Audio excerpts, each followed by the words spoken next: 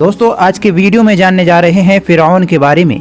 दोस्तों फिरौन का वाकया बहुत ही इबरतनाक है, इसको पूरा जरूर देखें। फिरौन की बादशाह बनने के पीछे भी एक कहानी है। कहा जाता है कि फिरौन अस्फहान शहर का एक गरीब व्यक्ति था। उसने कई लोगों से बहुत सारे कर्ज ले लिए थे और कर्ज ना चुकाना पड़े, इसलिए अस्फहान से भागकर शाम चला गया था। लेकिन शाम में उसके पास कोई रोजगार नहीं था, तो रोजगार की तलाश में वह मिस्र जा पहुंचा। मिस्र में उसने देखा कि तरबूज बहुत ही कम मूल्य में मिल रहा है। उसके दिमाग में विचार आया कि उससे शहर में ले जाकर बेचा जाए ताकि ज्यादा रुपया कमाया जाए। वह गांव में से तरबूज खरीद कर शहर में ले जाने की कोशिश करता है। चुनांचे उसने बहुत सारे तरबूज खरीदे और चल दिया शहर के लिए। बेचने के लिए पहुंचने वाला था शहर, लेकिन शहर पहुंचने से पहले उसे कई जगह पर चुंगियां दिखीं, यानी वहां पर जाने वालों से टैक्स लिया जा रहा था। वहां पर चुंगियां लगी हुई थी रोड पर जगह जगह। तो उन चुंगियों पे वह टैक्स देते देते जब वह शहर पहुंचा तो उसके पास सिर्फ एक ही तरबूज बचा था।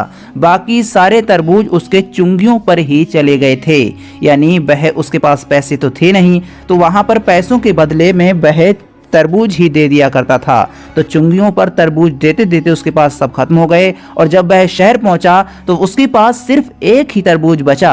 तो उसके दिमाग में एक विचार आया, यहाँ पर मुझे लग रहा है सही तरीके की कोई व्यवस्था नहीं चल रही है। जहाँ जो चाह रहा है वहां पर टैक्स वसूलने लग रहा है और अपनी कमाई कर रहा है। तो दोस्तों फिर आगे वह क्या करता है, आप पूरी जानकारी जानिए। अब फिरौन समझ चुका था इस मुल्क में कोई शाही इंतजाम नहीं है, साथ ही कोई भी चाहे शाही अफसर बनकर माल वसूल कर रहा है।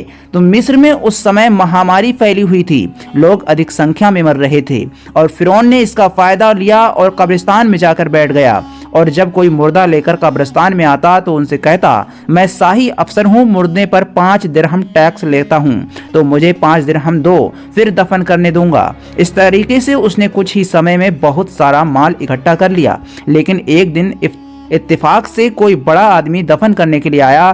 फिरौन ने उससे भी कहा कि मुझे 5 दिरहम दो, तभी दफन करने दूंगा। फिरौन उस बड़े आदमी के वारिसों से पैसे मांगता है, लेकिन पैसे नहीं मिले, बल्कि फिरौन को गिरफ्तार करके बादशाह तक पहुंचाया गया। बादशाह को पूरा वाकया बता दिया गया। फिरौन को जब बादशाह के सामने ले जाया गया तो फिरौन ने पूरी हकीकत बताई। फिर बादशाह ने पूछा, तुम्हें कब्रिस्तान पर किसने मुकर्रर किया था? फिरौन ने जवाब में कहा, मुझे आप तक पहुंचना था, इसलिए ये बहाना बनाया था। मैं आपको खबर करना चाहता था कि आपके मुल्क में बहुत ही खराब हालात चल रहे हैं। मैंने 3 महीने के समय में जुल्म के साथ इतना सारा माल इकट्ठा कर लिया है। आपको खबर है दूसरे हुक्काम क्या कर रहे हैं? और ये कहकर अपना सारा माल बादशाह के आगे डाल देता है। बहुत सारा माल इकट्ठा कर लिया था फिरौन ने कहा, अगर आप इंतजाम मेरे हवाले कर दें तो मैं आपका मुल्क दुरुस्त कर दूंगा। बादशाह को यह बात उसकी बहुत पसंद आई। फिर बादशाह ने फिरौन को एक छोटा सा ओहदा दे दिया। फिरौन ने भी बादशाह और अवाम को खुश रखने के लिए अच्छे अच्छे तरीके इख्तियार किए। सिलसिला धीरे धीरे चला और एक दिन फिरौन को तमाम लश्कर का अफसर बना दिया गया। जब मुल्क मिस्र का बादशाह मरा तो वह ही अवाम ने फिरौन को तख्त पर बैठा दिया और इस तरह से फिरौन मिस्र का बादशाह बन गया। फिरौन ने खुदाई का दावा किया कि मैं रब हूं और सबसे पहले उसके वजीर हामान ने फिरौन को खुदा माना था और उसी ने सजदा किया था। फिरौन की लाश अभी भी इजिप्ट के म्यूजियम में रखी हुई है।